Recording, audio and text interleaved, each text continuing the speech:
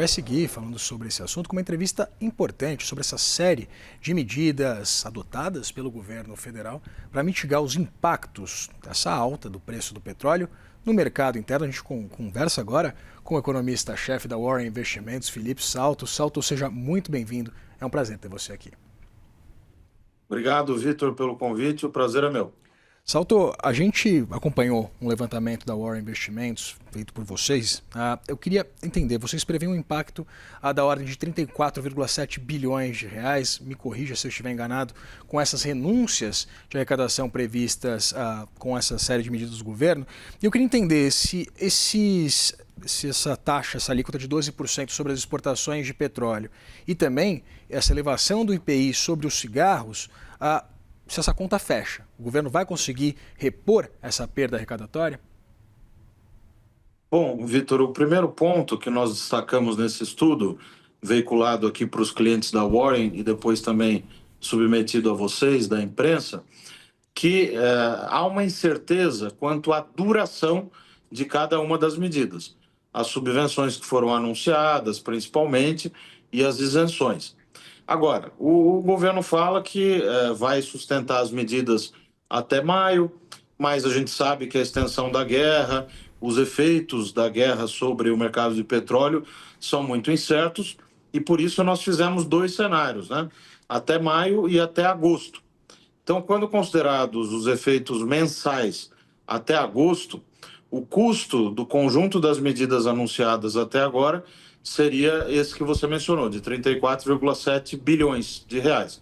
Como tem o ganho de arrecadação com a instituição do imposto sobre a exportação, que também ajuda a segurar um pouco o petróleo aqui dentro, né? Também favorecendo o mercado interno no momento de maior escassez, com a redução, com esse choque de oferta negativo no mercado global.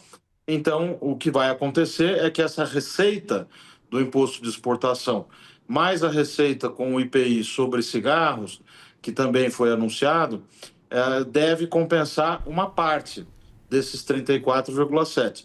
Nas nossas contas, Vitor, a gente calcula que ainda faltariam de 15 a 16 bilhões de reais. Só que é preciso também lembrar que há efeitos sobre a receita pública que são indiretos. Então, a mudança de patamar do preço do petróleo, em que pesem as oscilações que nós estamos vendo, inclusive hoje, né, com essa queda que você já mencionou, dos preços, essa alta do petróleo, essa mudança de patamar, tende a produzir aumento de arrecadação, né, para o governo. E aí, pelas nossas contas, é possível, sim, neutralizar esse valor de 15 a 16 bilhões que não seria coberto pelas duas medidas mencionadas. Mas é um cenário, Vitor, que é muito frágil e delicado. O governo tem que ter cuidado para que não comece a tomar medidas em excesso e isso depois acabe saindo do controle. Pois é, né, Salto? E fora as contas do governo, a possibilidade de adoção de medidas do governo federal, a gente tem uma preocupação com o cenário das contas dos estados. A gente sabe que esse dinheiro, esses 60 centavos o litro do diesel, ele não vai sair diretamente da conta dos estados, vai sair do fundo de participação dos estados, mas é uma ausência de receita projetada. Eu queria entender se há algum tipo de risco para esses entes federativos com essa proposta, com essa medida. Olha, essa medida específica que envolve os estados, a meu ver, é uma medida inteligente porque, diferentemente do que aconteceu lá em 2022, e eu era secretário da Fazenda em São Paulo e senti isso na pele, não está havendo uma obrigação, uma imposição de redução de alíquotas, por exemplo, de ICMS. O que houve foi uma proposta de uma subvenção, um subsídio compartilhado.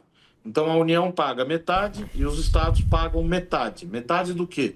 Desse efeito da transferência que será realizada para que tenha lá na ponta uma redução, ou tudo ou mais constante, no preço de R$ 1,20. Então, como é que essa conta vai ser paga? A União vai fazer o subsídio e, na hora de transferir recursos do IPI, do imposto de renda, que a gente chama de Fundo de Participação dos Estados, ela vai descontar esses valores dos estados que tiverem aderido. Então, essa é a lógica do programa. Claro que os estados estão hoje com uma situação fiscal bem pior do que estavam há um ano e mais ainda em relação a 2 anos atrás.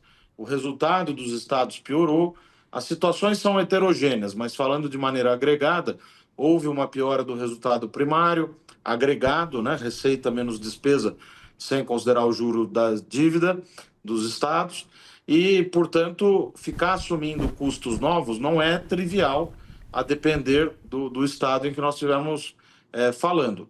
Como a medida é temporária, dura poucos meses em princípio, e o custo não é impeditivo, é 1 bi para cada um, né? 1 bi para os estados e 1 bilhão para a União, por enquanto não há motivo aí para alarme.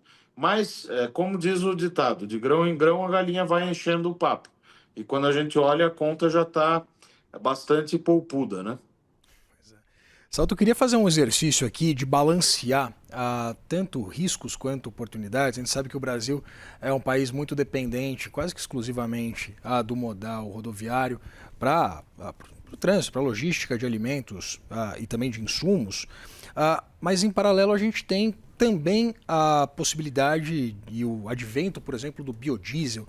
Eu queria entender como é que o Brasil está posicionado, principalmente pensando na possibilidade de um impacto inflacionário mais ou menos significativo. Olha, nós temos muita sorte, porque o Banco Central tem sido bastante conservador na política monetária. Então, eu digo que a guerra não nos pegou de calças curtas. Por quê? Porque a taxa de juros está bastante alta, tanto que o Banco Central pôde iniciar o ciclo de redução da Selic, ainda que a um ritmo menor do que todos esperavam, e tem gordura para queimar, né? Tem espaço para que se continue com uma política de redução dos juros, mesmo diante desse cenário internacional, digamos, mais adverso. Agora, não tem como escapar de uma pressão inflacionária. Veja que as expectativas de inflação colhidas pelo próprio Banco Central na pesquisa Focus, nesta semana, já mostraram pela 4ª semana consecutiva aumento. Quer dizer, o mercado está esperando mais inflação. Nós aqui na Warren, por exemplo, projetamos uma inflação para esse ano de 4,5%. Lembrando que a meta é bem menor do que isso, né? Nós temos uma meta de inflação no Brasil que é de 3%, que é uma outra discussão, mas só para fins de comparação. E por que o mercado está revisando? Porque ele está incorporando esse efeito direto da alta do petróleo, que tem um mecanismo, digamos, quase que automático com os preços dos combustíveis, mas também pode ter efeitos para diversos itens, por exemplo, de alimentação, farináceos, transportes e transportes também desdobrando para serviços. Aí vai depender muito, Vitor, da extensão da guerra. Se for um período muito longo ainda que a gente fique nessa questão da restrição da produção global e da comercialização do petróleo, o problema pode se agravar, pode ficar maior, pode afetar a atividade econômica e pode levar, sim, o Banco Central a ter que mudar a rota, mudar o rumo das decisões que estavam planejadas. Mas, por enquanto, é preciso ir devagar com o andor, que o santo é de barro, né?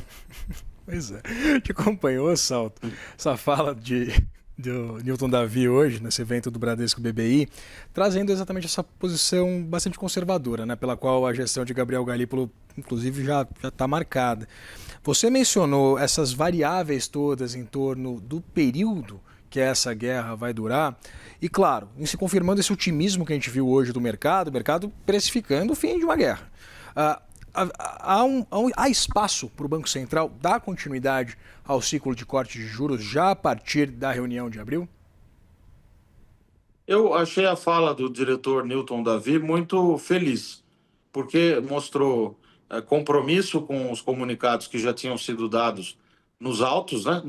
Tanto no comunicado do Copom quanto na ata, e reforçando que vão continuar avaliando o crédito, o consumo, as pressões de demanda, o cenário internacional.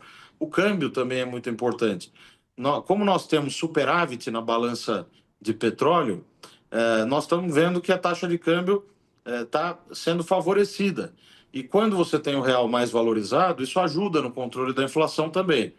Então, o Banco Central vai ter que ter um cuidado e um olhar muito mais cauteloso nesses próximos meses do que teria na ausência desses eventos novos, me referindo aí a todos os eventos relacionados à guerra, né, ao conflito no Oriente Médio. Mas eu vejo, Vitor, um cenário até um pouco mais otimista do que a média, porque o Brasil tem uma situação nas contas externas que é razoavelmente equilibrada, tem um nível de reservas elevado, tem uma taxa de câmbio que não está pressionada como poderia estar se a gente tivesse um outro quadro na balança comercial. Então, o nosso calcanhar de Aquiles é o lado fiscal, como nós já comentamos ao falar aqui das medidas que o governo está decidindo adotar. Mas, noves fora essa questão fiscal, que é um problema estrutural, que não vai ser resolvido agora, né, no final do mandato presidencial, eu entendo que a gente consegue passar por essa tempestade minimamente mantendo os resultados bons, né, que a economia tem apresentado. Claro, esse ano é um ano de desaceleração da atividade econômica, até em resposta à taxa de juros elevada já de algum tempo. O desemprego vai continuar baixo, mas em algum momento vai começar a aparecer também alguma pressão. Mas, por enquanto, e nesse horizonte de curto prazo, digamos até dezembro desse ano, eu entendo que o Banco Central está preparado para agir tempestivamente, aproveitando as reuniões que ele já tem agendadas, né, o cronograma de reuniões do Copom, para ir avaliando e reavaliando o cenário internacional e os desdobramentos aqui no cenário doméstico. Isso com o componente eleitoral no meio dessa equação toda. Conversei com o Felipe Salto, economista-chefe da Warren. Salto, muito obrigado pela disponibilidade de conversar com a gente aqui no Fechamento de Mercado. Eu que agradeço, Vitor. Um abraço a você. Um abração.